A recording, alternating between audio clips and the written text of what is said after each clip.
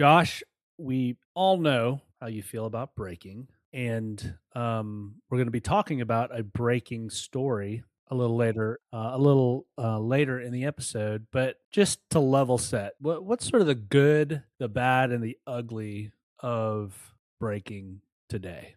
Which one do you want first? Give me the good. Oh, I was afraid you'd say that. The good is it allows. Well, no, that would be bad. It it allows. Here's a good one. It allows people that don't have the budget to open some high end products the ability to maybe get a piece of that pie by buying into a break of that product. So think old school. Let's say you're at the hobby shop before the internet exists and there's $1,000 box and you got five buddies sitting there. Hey, let's all go $200 a piece, split the box, and do a fun way of opening it and split up the teams or whatever. That would be a fun way for someone who couldn't spend $1,000 to spend $200 and get in that. So you're breaking up the price of the product, and you're breaking up the product. I'm assuming that's where the term breaking comes from, but that would be the one and only upside from a card shop owner's perspective of breaking. I'll give another one. If the shop is breaking regularly, like we were before TikTok and whatnot, and Fanatics Live were even invented, we were breaking online. I am definitely not a pioneer of breaking. I jumped on later, but still earlier than most everyone. It allowed you to do 2 days worth of business in a single day. For example, we used to do a day's worth of business. I'm thinking back in 2020 or something. We used to do a day's worth of business in the shop. And then that evening, you could do a day's worth of business in a couple hours doing a break. And it really kind of allowed you to double your sales for the day. So it's a good way to move product, have some fun, interact with your customers, and split the cost up. The bad. I mean, I hope people realize this. It has driven the price of products up way higher than these products should be. And I can give you, I'll use good old Prism hobby boxes as an example. Prism hobby boxes are always approximately, let's just use football or basketball licensed, $1,000 a box. Those boxes were designed to be $399 a box. So when you walk into a card shop and there's a Prism box for $1,000, you spend $1,000, you get $150 worth of cards, you got creamed. But those boxes were meant to be $300 or $400. And so when you get $100 to $150 back, you're not getting creamed. But because breaking exists, distributors and manufacturers can charge a lot more for the boxes because breakers will buy them and they'll break them for $1,000 a box.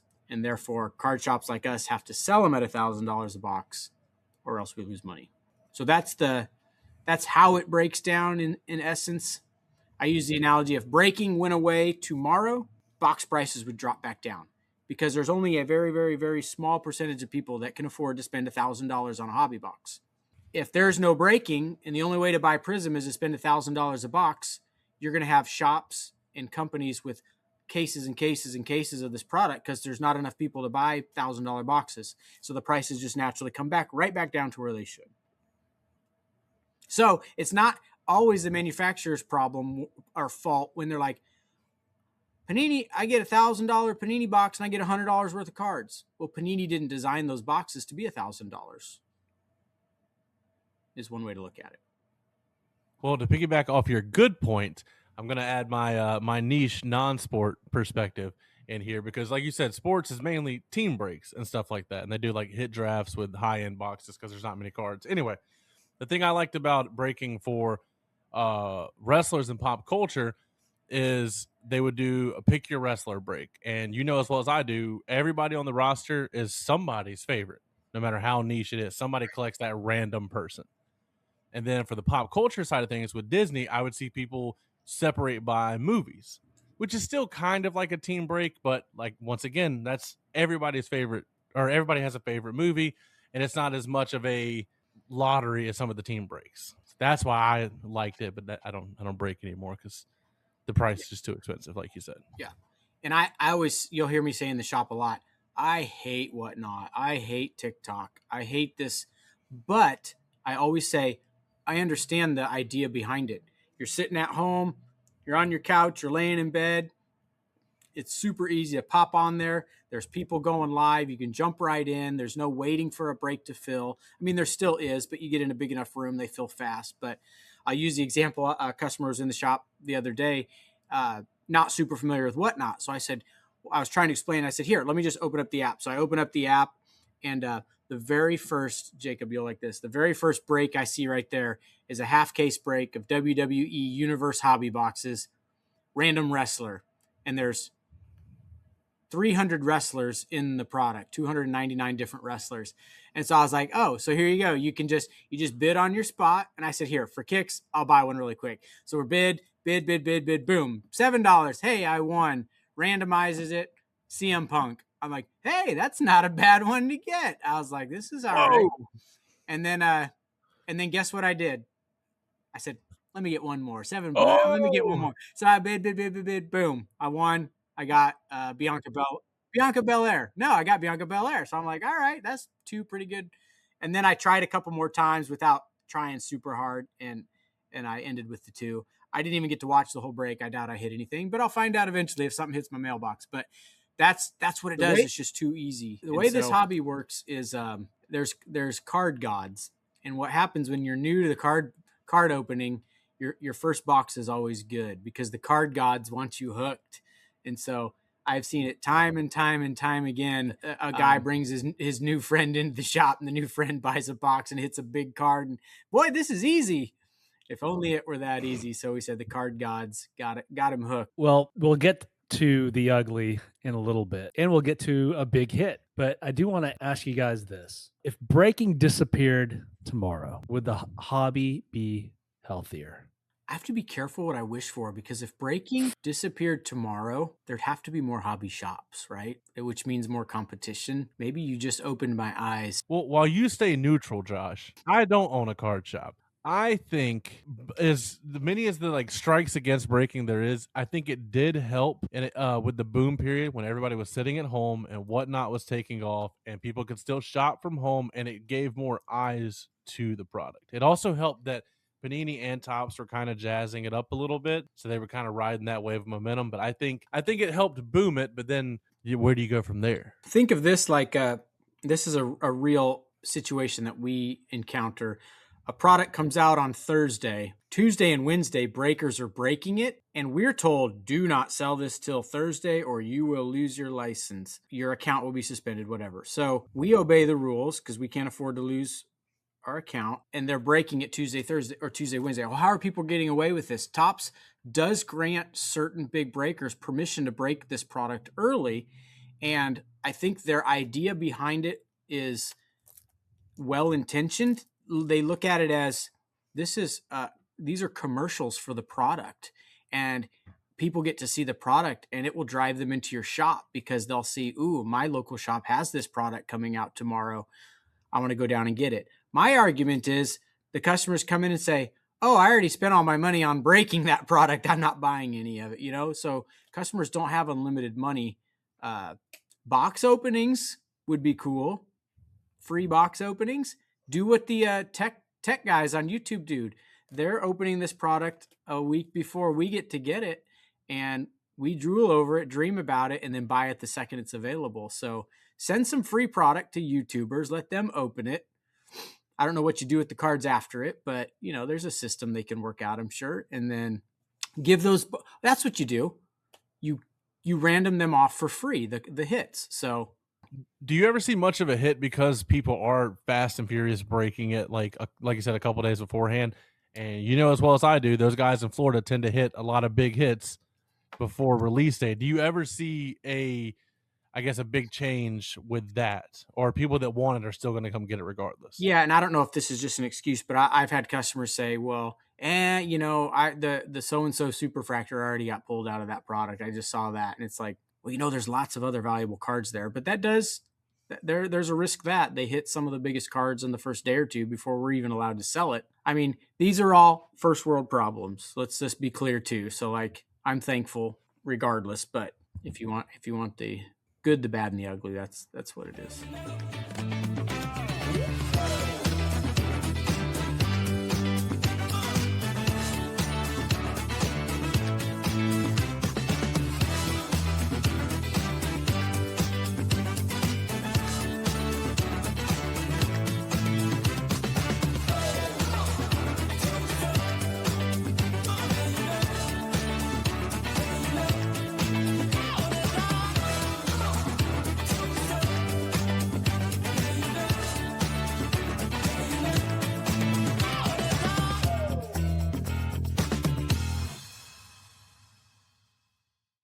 Welcome to another episode of the Talking Shop podcast. I am Josh from Grand Slam Cards. We got Jacob and Michael, It's Cobb, and Medium Rare Cards over on Instagram. Go check them out. But hang out with us for a little while. We're going to talk some shop, talk some new releases, maybe a code word sprinkled in here for a giveaway. Stay tuned. But yeah, let's hear what this episode's all about, guys. All right. Well, today we're going to be talking about quite a few topics. You saw the intro before that. So the hobby moves fast, sometimes faster than sports themselves. This week, we're going to look at the World Baseball Classic cards already hitting cardboard before the tournament even finishes, which raises a bigger question. Isn't it Topps now, or is it Topps before? In the shop, two very different products hit the counter. Leaf Optichrome Baseball leans into shiny prospect autos and early signatures, while Topps 3 basketball swings big with premium patch autos and a loaded rookie class. Then in hobby news, a breaker melts down when a Steph Curry card sells exactly where the market says it should, and the latest gem rate numbers spark a real debate. Is SGC quietly disappearing, or are collectors misunderstanding what those numbers actually mean? As always, we'll hit with what's new in the shop. Josh will give us a secret code word, and he will close it out with a crazy stat of the week. But first... So, guys, the World Baseball Classic started this week. It was actually kind of cool. You had the Team USA, who is just chock full of superstars. Mm-hmm. They were actually playing exhibition games against Major League Baseball teams, which I thought was kind of cool. Now, Jacob, I know you're not a baseball guy. Josh, you're a baseball guy. Have you caught any of the action so far, Josh? I did. I watched the US. Well, it was on at the shop. USA team was playing against the Giants and just destroying them. Yeah. Well, the reason why I brought this up is that Topps now is already offering World Baseball Classic cards, and we're going to show these on the screen. I don't know how I feel about this. For the longest time, I feel like Topps now could not do any wrong last year. They went on a run to where they were super creative, but now, just to me, quite honestly, it just feels like a money grab at this point because they know who's playing in this. And I was looking at this, I'm like, are they trying to get ahead of this in case one of these superstars has just a terrible tournament and they want to, but they still want to sell cards? What are your thoughts, guys? Yeah, I mean, while you fawned over Topps now, I was annoyed by every little thing they put out. I don't think it's great for the hobby. Maybe a few a year. Less is more when it comes to Topps now, in my opinion. But that being said, they put out some pretty sweet stuff. And maybe there's enough collectors and people buying all over the country and all over the world that it's not going to water anything down. So I could be wrong there, but just feels like every little thing that happens in the sports world doesn't need a card. But maybe they're like, you have no idea. Like, there's enough people for all of this every time. And look, maybe I'm reading this wrong, but if you scroll through these photos, I mean, did they have their uniforms already, or these are clearly airbrushed? And yeah, probably some Photoshop. AI. And I don't think that Juan Soto's handwriting is that good. Well, I was about to say it's the exact same handwriting as Ohtani's. Okay, I mean, well, that one's a little different, but this absolutely waters this down. I don't know if these are just promotional photos, and the Topps now will actually be from the action, and these are sort of the, I don't know. This is confusing to me. This makes zero sense. A complete money grab. For the first time, I'm gonna poo-poo this product here. I don't know about this one. Josh, you have any other takes on this? Nah, this is a topic I'm not that interested in. Okay. I'm just not into the USA team World Baseball stuff. I don't know a comparable or a comparison for sports. Like I said, I like Josh. I like when they do debut cards for wrestlers because it's either now or wait 6 months to get them in a product later. You know what I mean? I like it there, but I feel like that's a different instance than this. This is all like event based or record based. How would you guys feel if they put out a Topps Now product of WrestleMania before WrestleMania? Well, there have been previous manias. Is this a Topps Now product, or is this just a Topps World Baseball Classic product? No, this is a Topps Now product. If you scroll through, it says Topps Now. I mean, it's just like... This is a weird one. Yeah, I mean, when does it start? It is now. I mean, if the teams are put together and they're playing, it is now. It is, but Tops Now is supposed to be capturing moments from the event. I don't know why they're releasing this. I mean, Tops Now is the brand that these are released under.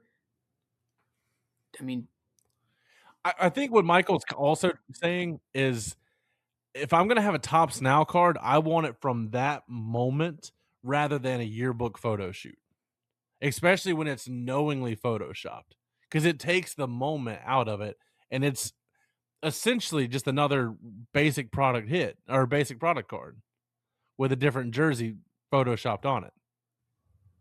it'd be cool if it had just a different name. Because they did come out with the set, correct? There was a World Baseball Classic set. Because I remember people chasing the Ohtani striking out Trout card. Yeah. From that set. Yeah. All right, let's get to a story Josh cares about. In the World Baseball Classic, I saw this Instagram post, and it looks like the Japan team, the Japanese team, the team from Japan, their celebration looks a whole lot like a guy we've been talking about in recent podcasts. And we're going to show that clip here in a second. You guys got to explain this to me. I'm not a John Cena guy. He sort of rubs me the wrong way. Same. A little bit. Same. But what's the appeal here? I didn't watch during the Ruthless Aggression era. John Cena was probably a big reason why I don't like him. I can't stand him. But I don't know, Jacob, where does the "you can't see me" stem from? So, from what he said in interviews, he does the hand. He took it from 50 Cent, who used to put his hand in front of his face and shake his head like that. This is before I was but it coincides with the slogan "you can't see me." So where does the idea of us not seeing him? That I don't remember. Yeah, it's probably a little weird, but I mean, there's no doubt it has to do with the hype of John Cena retiring and his retirement tour and all the hype that was around that. And so I'm sure there was a lot of that being seen. I mean, I watch Cubs games. Every time a Cubs player gets a double or something, they would do this one where it was like driving. And it's like, only they know what the inside joke is. It's probably something really, really, really stupid or really, really, really inappropriate that nobody knows except them. And it kind of makes it funny. But they would do stuff. For some reason, I feel like I'd seen something like that. Or the Cubs would do, it's like every year there was a new thing. They'd get on second base and do their little thing back to the dugout. But it's just one of those things that started 20 years ago and it's kind of stuck around. Like the whole "you can't see me" thing has kind of popped into like pop culture, where it's not even a wrestling thing anymore. It's anytime there's a photo of John Cena, people comment, "Why is there nobody in this picture?" I still don't get it. I mean, don't worry. I know we've talked about I know we've talked about this before, but is Cena on the Mount Rushmore? He's on many Mount Rushmores. I think he's not on mine, but he's on a good bit. He, in my opinion, because I was a child when he was popping off, some might say, he kind of had the company on his back for like 20 years. So it's kind of hard to not pat him on the back there, because even like Rock's run was like, or Stone Cold, isn't it like Stone Cold's run is like 6 or so years and that's it? Like, you think of wrestling, you think of Stone Cold Steve Austin. He wasn't there nearly as long as you think he was. Yeah. And Cena has been one of the main ones to bleed over into just regular Hollywood. And you guys said that John Cena rubbed you the wrong way. I never liked Cena the wrestler. The older I get, I like Cena the person. And the story that made me change my mind on him was apparently he had the record for Make-A-Wishes and didn't want to go public with it because he didn't want that kind of praise. And Vince, which we know how bad Vince McMahon is, went up to him and said, "Hey, they would really like for you to come public with how many you have done, because it would help inspire other celebrities to get on board with it." Because he's done like 400 or 500 more than anybody, even in second place. Like, he's in like 600 or 700 wishes so far. Yeah. And once I heard that, I was like, okay, he's a pretty cool guy. Yeah, still a douche. I Josh is love in a saying mood that stuff tonight. just so Michael laughs. I just like making Michael laugh. Michael's in pain too. That's the thing. I can't stand him because he kicked Cody Rhodes in the balls for no reason. What kind of a guy does that? Okay, Josh, tell us what's hitting the shelves at Grand Slam this week. Yes, it's a little bit of a light release week. We've had a few people comment on that. If we got the board in the shop that has the upcoming releases, it's a little light this week. But we have a big one that launched today. One of the next newest Topps basketball products. This is Topps 3 basketball. So 4 cards a box. 3 of them are autographed or autographed relics. This is, again, not for the faint of heart. These are $1,500 per box on the shelf at Grand Slam. Don't kill the messenger. I don't set the price. And I think online Beautiful box design. it is sweet. Online, I think they're like $1,500 to $1,900. So,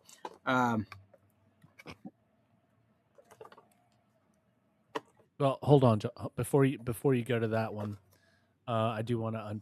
So this does have. So we're talking about Topps 3 basketball.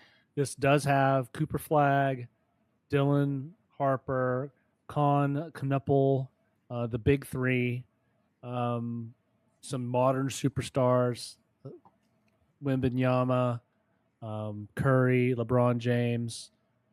yeah. And then it looks like there's some legendary players in this. They're going to have Magic, Bird, AI, Shaquille, Kevin Garnett. Yeah. Let me ask you this. So for the average collector, like how does the average collector get into this product? Do they save their pennies and buy a single? That's the only way, right? That's the only way outside of the demon we talked about at the beginning of breaking. So there you go. There's probably a player checklist, and I'm sure there's people breaking this by player, which can get pretty inexpensive. Your odds are not good at all when you're only talking 4 cards a box, but you're probably in it for $8 a card or something, or $8 a player maybe. So yeah, that's the only way. There's just some products that are just out of reach for a lot of people. And again, that is the one upside to breaking that we outlined at the beginning, is that smaller budgets can at least have a shot at this product. So, and the weird thing about that is it always seems that people are just going hard after rookie, and you can actually get like legends for not that bad of a price. Like still up there, better than like somebody just regular, but like you can get some steals in there sometimes, depending on the room you're in. Yeah, for sure. And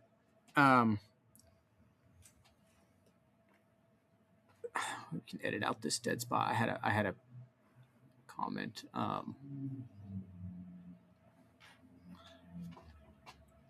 And also keep in mind, not buying a box of this can be a blessing, because at $1,500, even those that can afford it, you're going to lose money 9 times out of 10 in a box of this. So if it were $500 a box, and then all of a sudden you might be tempted, little different story. Or if you do lose, you're not losing a ton, but $1,500, that can sting real good so this is one of those scenarios where if you want a big think of the autograph you can buy for $1,500, and then pretend like you opened the box and hit that auto, and you'd be super, super stoked. So I know, and that's that's coming from a guy who wants to sell this product. So I'll just be realistic. All right, Josh, what else is hitting the shelves at Grand Slam? So launching on, what is it, day after tomorrow, the 6th? No, launching tomorrow. It's already here, but a new baseball product. If you're into Leaf products, this Optichrome, they did football recently, and it was really a really good product. So they've done Optichrome Baseball. There is a hobby box version and a jumbo box version. Virgin. This is the jumbo box version. 15 cards, 12 autos, 3 base cards, where the hobby gives you 8 cards, 6 of those are autos. So you can double your autographs by jumping up to the jumbo. This is another one that's probably got young, current, and former stars. I don't know if you had done any research on it, Michael, but I can tell you. I did. So this will have some of the players that we actually chase in the Bowman product, some prospects before they get to the major leagues. You'll see names like Braden Montgomery. Here's a blast from the past. Cam Caminiti, which is Ken Caminiti's son, Right. is in this product. And then you're going to get some current stars, the Bobby Witts, the Gunnar Hendersons, the Ellie De La Cruzes. And then there are some legends, some of the ones that listed here. Craig Biggio, Dale Murphy, Kurt Schilling. And we've talked about this before. You sing the praises of the Leaf products all the time. I know Jacob's a big fan, but some of these autographs make you forget that this is an unlicensed product. Yeah, sure. Usually the autos are great and the designs are fantastic. Yeah, Optichrome has a really cool design. Actually, the football, if it patterns after the football, which Leaf products usually always do, but I mean, we got these on the shelf at $199, and there's even like the sales sheet on it says, look for game used memorabilia cards of Babe Ruth, Lou Gehrig, Willie Mays, Ted Williams, Mickey Mantle, and many more. So it's a great, you're never going to, with Leaf product, look at it this way, you're never going to hit that $10,000 card, but on a $200 box, you're never going to get $20 worth of cards. I'd say a bad box, box, you're getting $100 worth of cards. They're really good about that too. Yeah. Yep. We joke around all the time. If you want to not get killed opening a product, get a nice Leaf product. You won't get killed. And a lot of sleeper legend autographs. Once again, like you'd be surprised, like Michael said. All right. Yeah. What else is coming? Or there? This is the 6th. So, that is basically it for this week. Like I said, it's a light release week. Wednesday, which was yesterday, I believe, was Flawless Football. Let me look at that. But that was one we did not get. So I'm not going to advertise it too much because forget you, Panini. But we'll talk more about 2 big products next week. But Bowman's Best Baseball is next week, and Topps Chrome McDonald's All-American is next week. And there's some big names in those products. So stay tuned for more info on those upcoming products. All right, it is that time. We are going to give away this week's giveaway from Jason's Trash Treasures. Thank you, Jason, for sponsoring the podcast with these giveaways. Go over to his eBay page if you like looking at cards and many other things. Trash and Treasures. Jason's Trash and Treasures on eBay. Good supporter of the shop. And he has donated 25-26 Topps Holiday Advent Calendar for basketball. Each one of these has 24 packs inside. You open it up. The calendar is no good to us. We're past Christmas, but there are 24 packs inside of here. If you're looking for Cooper Flag and Con Knipple, this potentially could have some. We will give this away. To win this Advent calendar, just make your way into Grand Slam. Say the magic word. We had several people come in and say last week's magic word. The first person got the gift. And this week's magic word you must come into Grand Slam and tell me is downtown. The magic word is downtown. Let me say it really good for you ASMR people. Downtown. And now, if you've ever thought about getting a card graded, now's the time. Here's a word from our sponsor. Me. Are you looking to get your cards graded? Well, here at Grand Slam, we've simplified the process of submitting and getting a card graded. All you have to do is drop off your cards and kick your feet up, while our transparent tracking ensures that you are up to date with every detail along the way. When you log into our website, you'll immediately be greeted with each card in the grading process, along with where it's at in the process and its final grade. And with over 1,000 submissions and some of the top cards across the country being submitted through us, we have become a well-trusted source to handle and submit your cards. So you can do more collecting and leave the chore of grading to us. So don't sit on grading your cards. Get them submitted today at Grand Slam, where grading's made easy. Now we are going into our newest segment, which I keep messing up, but the guys keep doing great. This is Hobby 101, where we take a list and the guys rank them from 1 to 10. And this week, because there was an enormous card pulled in the shop last week, it was a Roman Reigns 101, Josh, out of the Relic Auto out of Topps Universe, a Roman Reigns 1/1 card auto. Was that the biggest card in the product? That's got to be one of them, right, Jacob? Yeah, I mean, say what you want to about him. He's got to. I don't know if Rock was in this product. Obviously, if there's Cena, but Cena's not going to fetch the value that Roman's faced like right now. He's the last 6 years have kind of been his in wrestling. Yeah, I would think The Rock is probably the only one that would top Roman, right? The only one, and I don't even know if he was in the product or not. But this is I was kind of iffy on Universe's design. This one looks really good. All right, so that being said, this week's Hobby 101, not 101, Hobby 101 is what should you do after you have a monster pull out of a product? So, if you guys don't know, I'm going to give the guys an answer, and they're going to rank it, a blind ranking. So here's the first one. Number 1. Well, not number 1, but the first one. Send it to grading immediately. 5. We'll go with that. I know Josh is going to say on this one. Sell it immediately. 2. You're always wanting to save that number 1 slot. And there are a few times where I don't think you should sell immediately. It's not always. It's just the majority. Keep it for your personal collection. 3.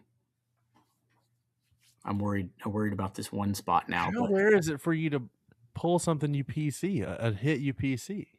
Okay, I'll go 4. You're leaning me towards 4 because you make a good point. Most people that rip aren't going to hit their PC. I'll go 4 if you're okay with 4. Yeah. Trade it for multiple cards. Ooh, see, I'm glad we didn't waste 3. I think that's good for 3, right? My problem with trading is trading with someone honest, and that's a little harder than you. I guess I'm too in between the lines. Like I'd feel comfortable trading with you guys, but like at a show, I'd be like, some of them, you know how it is. You've been to shows. Yeah, I mean, don't get taken. Do your homework. Make sure they do their homework. Do the homework on all the cards in the trade. I like that because it's like, yeah, let's go 3, and then I'll defend it after I figure out what we've pigeonholed ourselves into for number 1. Hold it raw and watch the market. I'm okay with this being number 1 because watch the market doesn't mean 6 weeks. It could be literally 2 days. So it saves you. It saves you maybe from a snap judgment. It saves you from maybe shipping it off to PSA and then wishing you had it back. So I like that. I think we did good. So break it down in order. If you've pulled a big card, this is what I think you should do in this order. So right now it's we have number 1, hold it raw and watch the market. Number 2 is sell it immediately. Number 3 is trade it for multiple cards. Number 4, keep it for your personal collection.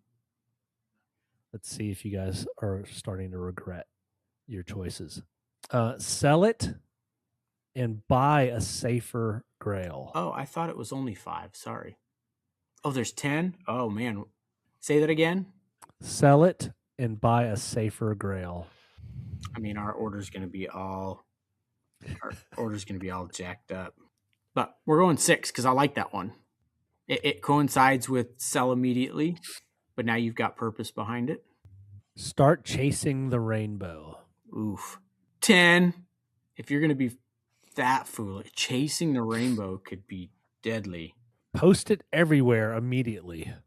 Ooh. I mean, you're trying to sell it, right? So I think Or you're just flexing at this point. yeah, I would go 6. You need to get it out there. Nothing wrong with flexing it. You hit a big pull, you're excited. Plus, you want to maybe find some quick buyers.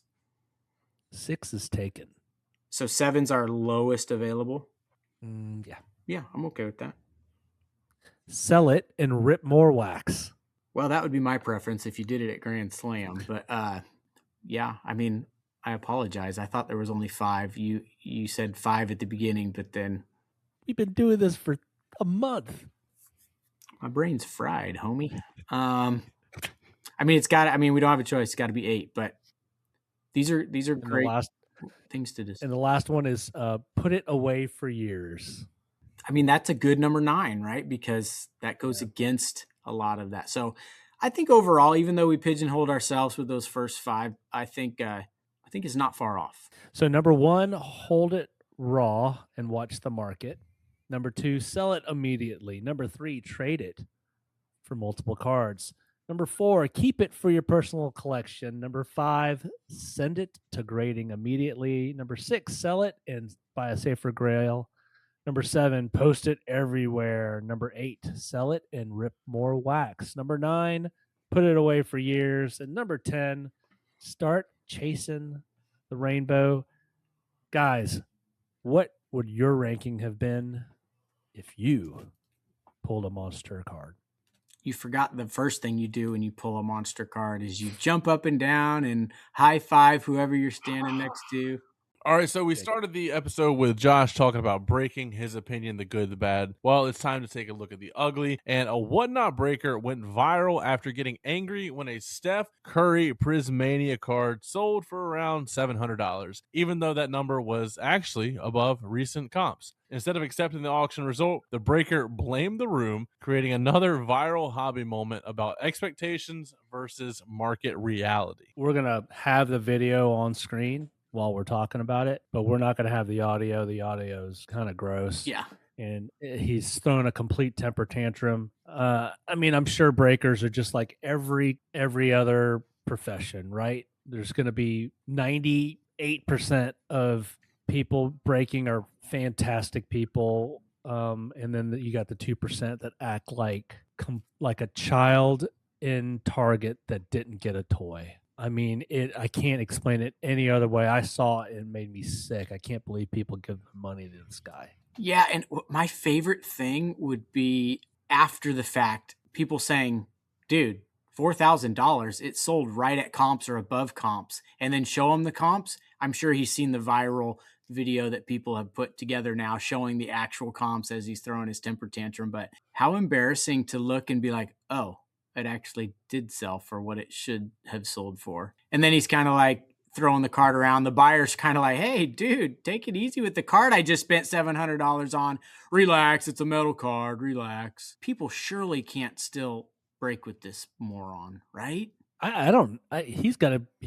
has to be booted off the platform at some point, right? How can you accept this bad behavior if you're whatnot?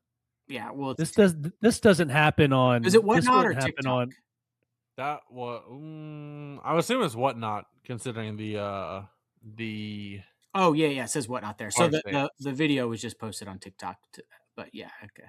Well, what's Cajun Cardboard says, imagine how pissed he will be when it's probably he finds out it was he realizes it's probably massively overpriced at $700. Well, it's definitely not massively overpriced at $700. That's a good price for a Prismania Steph Curry card. That seems very, very on point. But where's he getting $4,000 from? That's the funny thing. Michael, this is where you put the imagination with SpongeBob, where he does the rainbow over his head. That's where he's getting that number from. I mean, did he just overpay for these boxes and he was upside down and he was really, really, really hoping that somebody would get swept up in the whatnot room and people start bidding and having some sort of a pissing contest and then they overpay? Yeah. I mean, that happens on whatnot, but come on, $704,000. Get this guy out of here.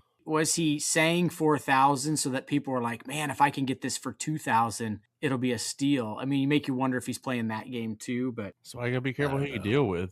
Do the hobby a favor and stop breaking, dude. yeah, agreed. So February's gym rate numbers have finally came out, and we have talked about it for several months at this point, that it seems like SGC is quietly disappearing.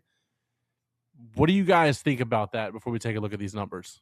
I'm looking at items graded yesterday, and SGC doesn't look to be disappearing to me at all. It looks like they're up 102%. Keep in mind, everybody loves tag. Everyone that comes into Grand Slam loves what they see with tag and has heard about tag and is talking about tag, and they're grading 500 cards a day. What's 0.6,000? That's 600 cards, and SGC is doing over 2,000. So let's look. This is February total items graded. I was just looking at yesterday, March 4th. So I don't know. That's low. I'll give you that. I mean, guys, it's year over year. You're down 72%. If this is any other company, I mean, Josh, if your shop was down 72% from last year, it'd be all hands on deck. Things are on fire. Circle the wagons.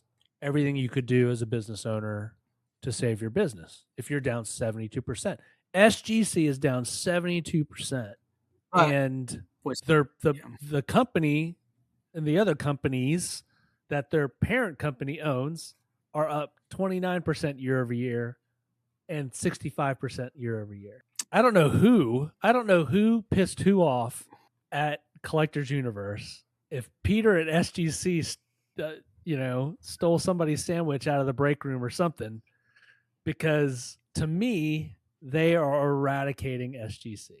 I get it. Last month, 41,000 cards graded.